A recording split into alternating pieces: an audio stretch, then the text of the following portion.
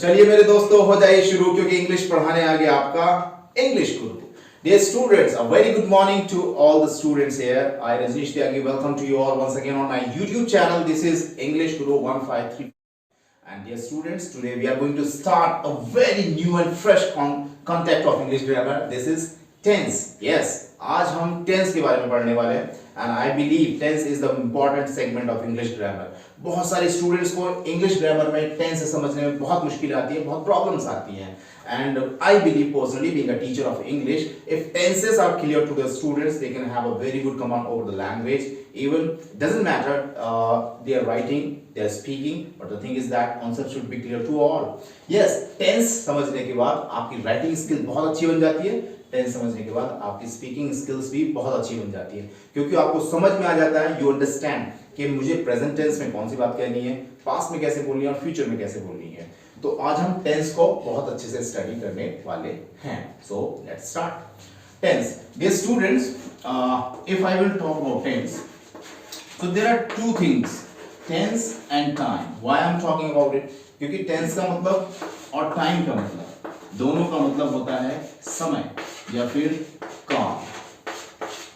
But tense is the part of English grammar, time is not the part of English grammar. हम कभी भी English grammar में ऐसा नहीं पढ़ते कि प्रेजेंट टाइम, पास्ट टाइम और future time. We always study present tense, past tense and future tense. Okay, so इसीलिए आपको टेंस में टेंस की कैटेगरी को समझना होता है, टाइम की कैटेगरी को समझना नहीं होता. वेल, ये कोई क्वेश्चन नहीं था, लेकिन मैंने आपकी नॉलेज के लिए थोड़ा सा डिस्कस किया. टेंस का जनरल मीनिंग हिंदी में होता है काल, और काल का मतलब होता है समय. So if you will talk about that how many types of the tenses we have in English grammar, so this is very easy to understand. There are generally three types of English tenses. The tenses के तीन types हमारे पास होंगे. पहला present tense, second past tense, and third one is this is future tense. I hope कि आप तीनों tenses के बारे में समझ गए कि if someone is going to ask you how many kinds of the tenses we have, so you can simply answer that there are three types of the tenses: present tense, past tense and future tense. Present tense यानी कि वर्तमान काल, जो बात वर्तमान में की जा रही है, प्रेजेंट में की जा रही है, यानी कि अभी की जा रही है, वो होगा present tense. Second one is past tense. Past tense भूतकाल, यानी कि जो समय बीत गया, the thing what which is simply has gone, जो समय जा चुका है, वो past tense. and future is simply talking about your upcoming time, यानी कि आपके जीवन में जो आने वाला समय है वो future tense है, यानी कि भविष्य का. so present tense, past tense and future tense, these are the three types of tenses we have in English grammar. and dear students, तीनों tenses को हमें एक एक करके समझना होगा. देखिए, tense हमेशा से इंग्लिश ग्रामर में पढ़ाए जाते हैं, बचपन से ही पढ़ाए जाते हैं स्टूडेंट्स को, बट फिर भी हमारे कॉन्सेप्ट क्लियर नहीं हो पाते. हमें ऐसा पढ़ना है, हमें इस तरह से पढ़ना है कि टेंस के पूरे कॉन्सेप्ट हमें अच्छे से क्लियर हो पाए. बट आपको बहुत ही डेडिकेट होकर के इस वीडियो को देखना है. देखिए, अभी मैंने जैसे आपको बताया टेंस के बारे में, तो टेंस में मैंने फर्स्ट कैटेगरी डिस्कस किया, present tense. This is the first type of present tense, is the present tense, and each tense has its four category. Her tense का अपने आप में चार कैटेगरी में डिवीजन होता है, यानी कि प्रेजेंट टेंस भी अपने आप में चार कैटेगरी में बटा हुआ होगा. ठीक है, अब हम इसकी कैटेगरी को डिस्कस करेंगे. तो प्रेजेंट टेंस में फर्स्ट कैटेगरी है, this is simple present tense. This is simple present tense is the first category of present tense. I have just discussed with you all कि present tense होता है. present tense यानी कि जो वर्तमान से जो समय जुड़ा हुआ है वो present tense है. present tense में first category simple present tense, यानी कि आपका first category simple present tense, इसको present indefinite भी कहा जाता है. कई बार हम इसको प्रेजेंट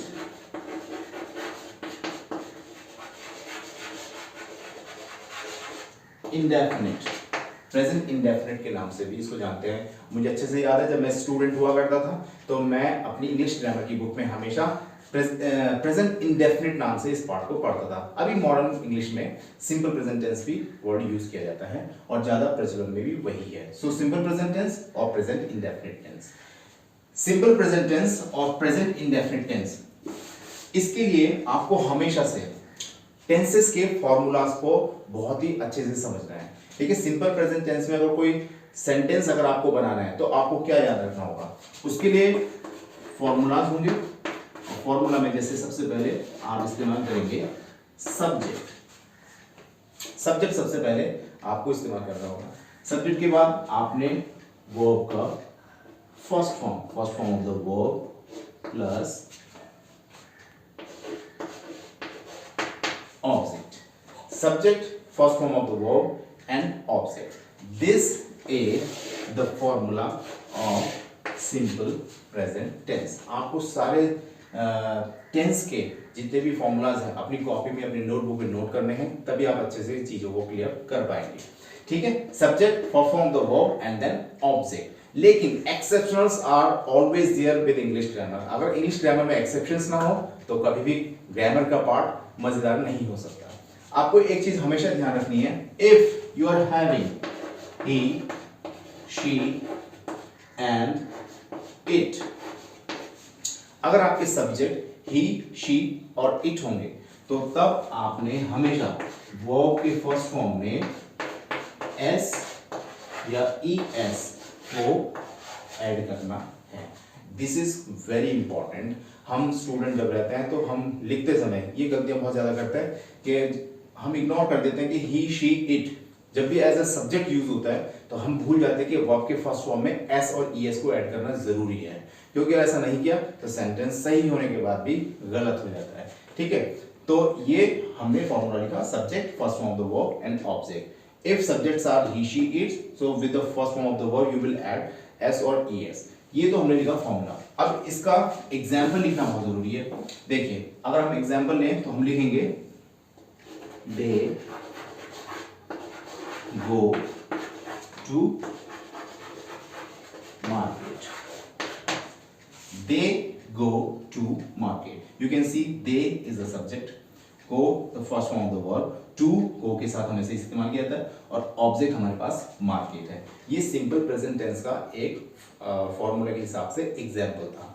अगर हम सेंटेंस में सब्जेक्ट को चेंज करें, what I have told you right now, अगर सब्जेक्ट ही, शी या इट होगा, सपोज सेंटेंस ऐसे लिखा जाता है ही से, तो ये लिखा जाता है ही गोज टू मार्केट। मैंने अभी आपको बताया ही, शी, इट जब भी आपके पास सब्जेक्ट होंगे वो आपके फर्स्ट फॉर्म में एस और ई एस ऐड करेंगे, इसलिए ही के साथ गो में हमने ई एस को ऐड किया है, ये आपने नोटिस रखना है। अगर यहाँ शी होता तब भी वर्ब के फर्स्ट फॉर्म में एस और ई एस आता, इट होता तभी ये प्रोसेस सेम होनी थी। लेकिन यहाँ ऊपर सब्जेक्ट हमारे पास दे था, इसलिए दे के साथ वर्ब के फर्स्ट फॉर्म में गो में हमने कोई एस या ई एस ऐड नहीं किया, क्योंकि दे अलग सब्जेक्ट है। If you know that very well कि ही, शी और इट, ही, शी और इट, इनके साथ ही वर्ब के फर्स्ट फॉर्म में हमेशा एस और ई एस को ऐड किया जाता है। बाकी अदर दूसरे सब्जेक्ट्स में कभी भी एस और ई एस ऐड नहीं किया जाता। आई होप आपको ये कॉन्सेप्ट ठीक से क्लियर हुआ होगा। लेकिन प्रेजेंट टेंस में केवल एक पार्ट नहीं है, प्रेजेंट टेंस में उसके 3 और पार्ट भी हैं और उनको समझना भी बहुत जरूरी है, तभी टेंस की प्रोसेस पूरी तरह से कंप्लीट हो पाएगी। That was the first category, simple present tense. Now second one, the second category of present tense is present continuous.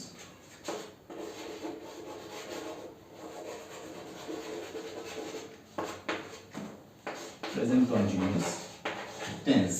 Dear students, with the name of present continuous, देखिए continuous का मतलब होता है continuity, यानी कि निरंतरता, लगातार जो चीज चल रही है, the thing which is in the process, जो चीज वर्तमान में चल रही है वो कहलाएगी present continuous का कैटेगरी, यानी कि present continuous. Continuous means the thing which is continue to us. Simple present tense की तरह प्रेजेंट कॉन्टिन्यूअस के लिए भी फॉर्मूला होगा, because formula can make the sentences to make them very easy. हमारे पास फॉर्मूलाज हैं तो हम बहुत आसानी से सेंटेंसेस को बना सकते हैं।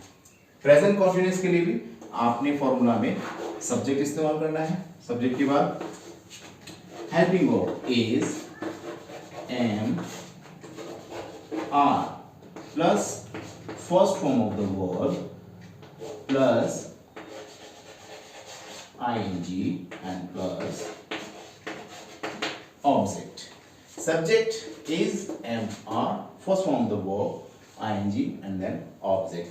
आपने इस तरह से प्रेजेंट कॉन्टिन्यूअस टेंस के फॉर्मूला को प्रिपेयर करना है। ये फॉर्मूला प्रेजेंट कॉन्टिन्यूअस का है और ये फॉर्मूला आपके प्रेजेंट कॉन्टिन्यूअस टेंस के सारे पार्ट में आपको हेल्प करेगा। एग्जाम्पल जैसे हम लेंगे, like she is going to school. You can see she subject she, हमारे पास सब्जेक्ट she है। is she के साथ is लिखा जाएगा। he she it के साथ हमेशा is इस्तेमाल करेंगे। am I के साथ इस्तेमाल किया जाता है, ये आपको पता होना चाहिए। और are प्लूरल सब्जेक्ट के साथ, यानी कि they के साथ, you के साथ आप हमेशा आर को इस्तेमाल करेंगे। ही शीट के साथ इज, आई के साथ एम, और यू दे दीज के साथ हमेशा आर को इस्तेमाल किया जाएगा। ठीक है, तो ये सब्जेक्ट हमारे पास शी था, इज उसका हेल्पिंग वर्ब, गो ये फर्स्ट फॉर्म था, एंड आईएनजी हमने ऐड किया फर्स्ट फॉर्म के साथ, स्कूल उसमें ऑब्जेक्ट था।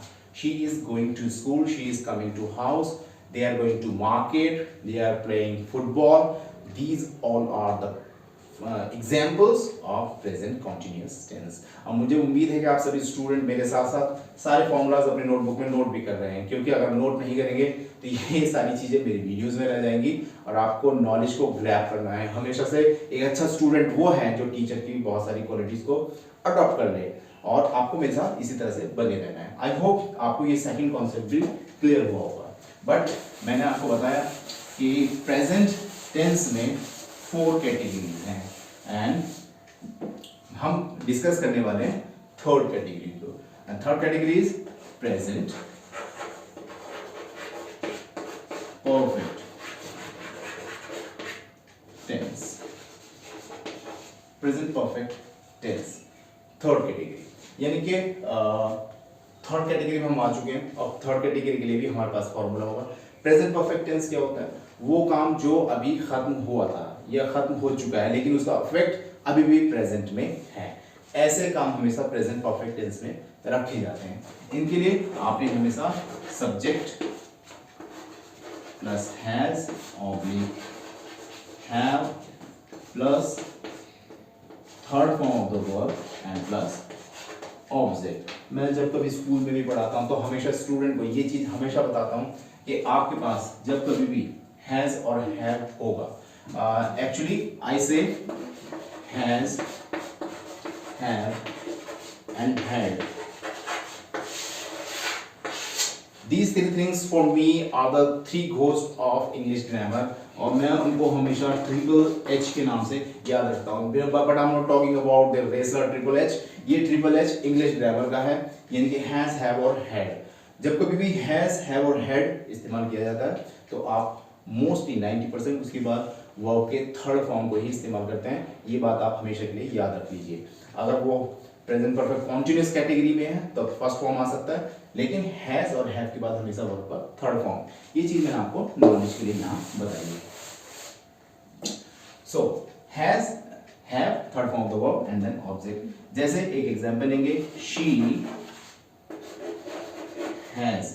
ऑलवेज रिमेंबर हैज हमेशा से ही, शी और इट, इन तीनों के साथ इस्तेमाल किया जाएगा।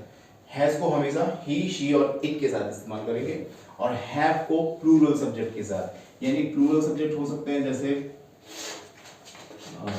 यू। यू सिंगुलर सब्जेक्ट है लेकिन उसको प्लूरल के तौर पे इस्तेमाल किया जाता है। यू, आई भी एक सिंगुलर सब्जेक्ट है लेकिन फिर भी उसके साथ हैव को इस्तेमाल किया जाता है।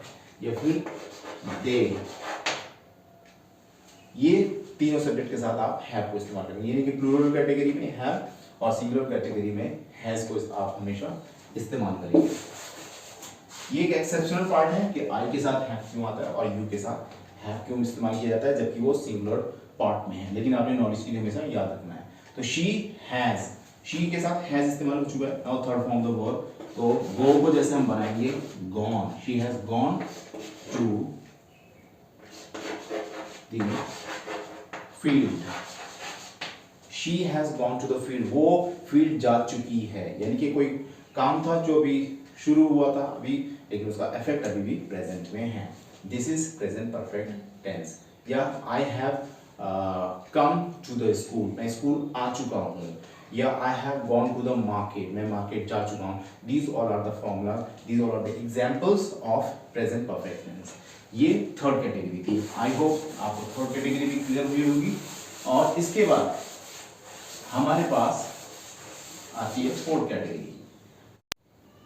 So now after the third category of present tense, we are going to discuss about the fourth one, and this is present perfect continuous। Present perfect continuous tense, जो काम अभी आपका रिसेंटली स्टार्ट हुआ था, लेकिन उसका इफेक्ट अभी भी वर्तमान में है, या कहें आपका प्रेजेंट टेंस में या प्रेजेंट में है, वो प्रेजेंट परफेक्ट कॉन्टिन्यूस की कैटेगरी में आएगा। उसके लिए फॉर्मूला हमारे पास जैसे subject plus has have plus been plus first form of the verb plus ing plus since oblique for and plus object, ये कैटेगरी हमारे पास प्रेजेंट परफेक्ट कॉन्टिन्यूस के लिए है। अब प्रेजेंट परफेक्ट कॉन्टिन्यूस की कैटेगरी को एक्सप्लेन करने से पहले I will discuss about for and since. इन दोनों को समझना जरूरी होगा, क्योंकि सिंस और फॉर प्रेजेंट परफेक्ट कॉन्टिन्यूस में इस्तेमाल किए जाते हैं।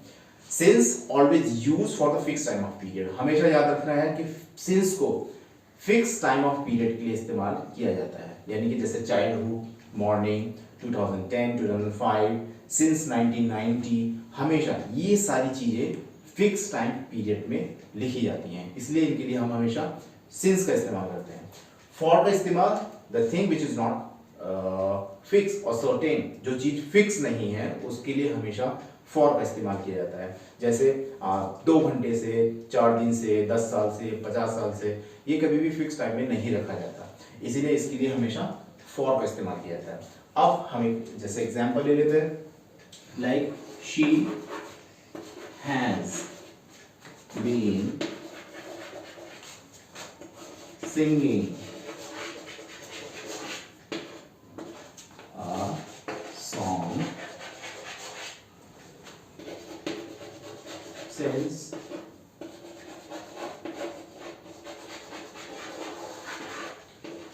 morning। She has been singing a song since morning। देखिए since मैंने क्यों लिखा, क्योंकि यहाँ पर मॉर्निंग का इस्तेमाल किया गया है। अगर यहाँ मॉर्निंग नहीं होता, टाइम फिक्स नहीं होता, तो उसके लिए हम फॉर का इस्तेमाल करते हैं। जैसे एग्जाम्पल बन सकता था कि she has been singing a song for 3 hours, वो 3 घंटे से गाना गा रहा है, तो for 3 hours की लिखा जाएगा, कभी भी since 3 hours नहीं लिखा जाएगा, क्योंकि 3 घंटे से, 3 दिन से, 30 दिनों से, 3 साल से, 3 महीनों से, 3 मंथ से, ये कभी भी फिक्स टाइम नहीं होगा, इसके लिए फॉर लिखेंगे। लेकिन मॉर्निंग, इवनिंग और 2010, 2005, 1990, चाइल्डहुड, मॉर्निंग, इवनिंग, ये सभी फिक्स टाइम के जोन में रखे जाते हैं, इसलिए इनके साथ सिंस का इस्तेमाल किया जाएगा। तो आई होप आपको प्रेजेंट परफेक्ट कॉन्टिन्यूस भी समझ में आया होगा। ये देखिए सब्जेक्ट शी हमने लिखा, उसके साथ हैज, मैंने अभी आपको बताया था कि ही शी के साथ हमेशा हैज को इस्तेमाल करेंगे, तो शी के साथ हैज, फिर बीन हमने इस्तेमाल किया,